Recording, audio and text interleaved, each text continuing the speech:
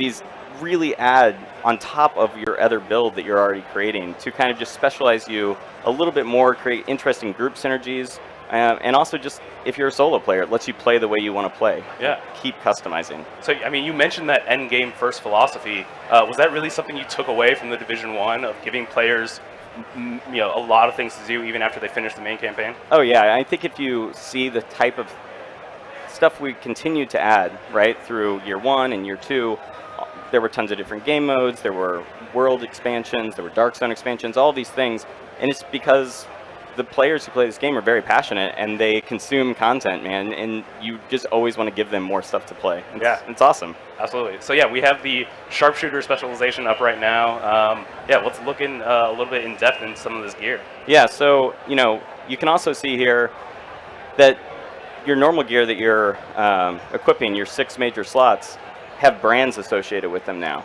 And that adds so much to the game because on top of trying to get a really good set of knee pads, you're trying to combine brands together in interesting ways as well. And it's just, I really think the core loot game is going to be super interesting in this one and in a real evolution. Yeah, that's always what hooked me on the first division. Yeah. You can also see some of the new skills in play here, like there's a support drone that you can actually pop out and it follows you around the battlefield, and it makes you just have an evolved sense of the Shade Tech from the first game. It feels like heightened. It's really cool. Yeah, no, that's awesome. And so as you mentioned, the Sharpshooter comes with the sniper rifle. That's his signature, or his or her signature weapon. What other specializations are there? Yeah, so there's a demolitionist, and they have a rocket launcher. And then there's also a specialization that gives you a crossbow with an exploding tip arrow, which is, the fantasy of it is pretty amazing. But the weapon is just kind of like the centerpiece of the specialization. Just picking your specialization kind of adds to your toolbox. So it really opens up a whole new progression path, even past getting the weapon, which is, that's the front and center thing, but there's a lot of interesting progression inside of the system. So. Yeah, absolutely. So let's jump into the map a little bit and take a look at DC. Yeah, so you can see here how big the map is compared to New York. So we're about 20% larger than the map we shipped within New York, which was already pretty massive. The E3 demo that people are playing kind of takes place just in this one little section. And as you start pulling back the map from there, you can really see how much variety we're going to get out of this. Even at this very high level, you can see the difference between the really wide open spaces and start seeing all those different environments. So you can see, up in Georgetown, it's a very suburban feel, and versus, down here where most of the monuments are, like the Capitol that you can see in the background of the demo. Yeah, and as you said, it's completely open around the Capitol. That's something we didn't see a whole lot of in the absolutely, right? There's a lot of those tall skyscrapers kind of create some corridors for you, and it's really refreshing to be able to see some one-story buildings and some just the different feel that creates. And so how does that translate to gameplay? I think the biggest thing is that you feel like you can attack encounters from so many more angles than last time, right? Like, in the demo you start and you're coming in from one angle, but that's an open world activity. So you can imagine you're leaving the Capitol building, you come from the other side, that plays out so differently. Things feel more open because you have more options of how you want to engage the fights. Yeah, and so, I mean, I think that variability is extremely obvious. When we jump into the demo, we'll see it in a little bit. But when you're making all these different, neighborhoods, like you said, there were sort of 2 different ones in the Division 1. Yeah. Now there's many more.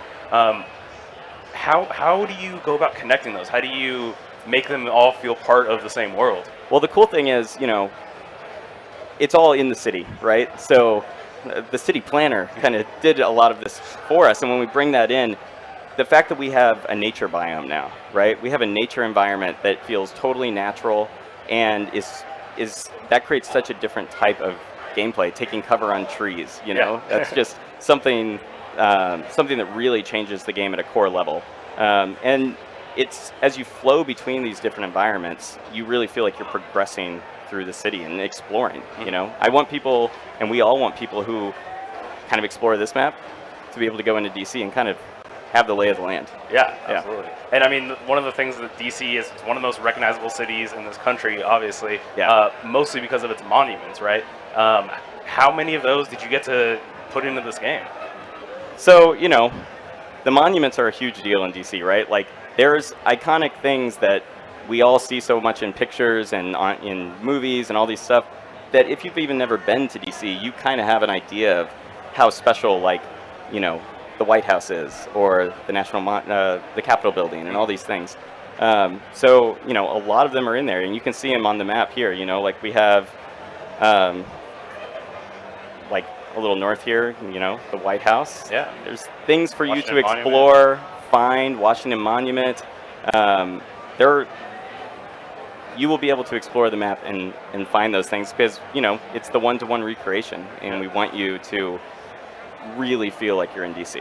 Yeah, and you know, I think if we jump back out of this Lincoln Memorial. Obviously Lincoln, Jefferson, Roosevelt Island. Absolutely, yeah. Roosevelt Island really like shows off that natural biome we were talking about. Yeah, totally. And I mean, and then even the Air and Space Museum. We're here. We're looking at another museum, and I love the amount of realism that it feels like you guys put into this, the believability that this is what DC might look like if something like this happened.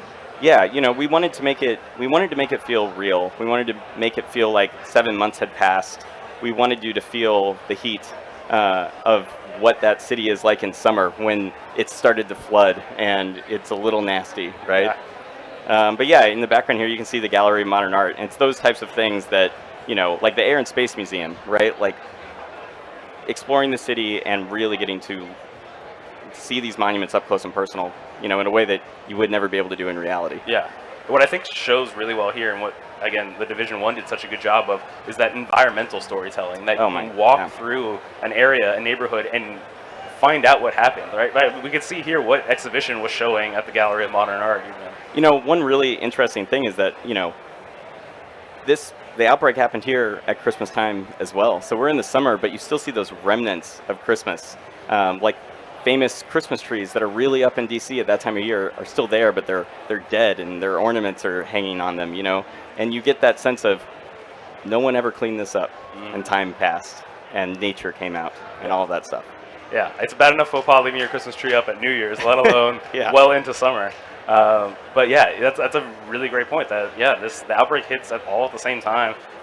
What happens when it's 6 months down the line, and you know, how do you deal with that? So next up, we gave a little tease of it before. I think we have another trailer to show that'll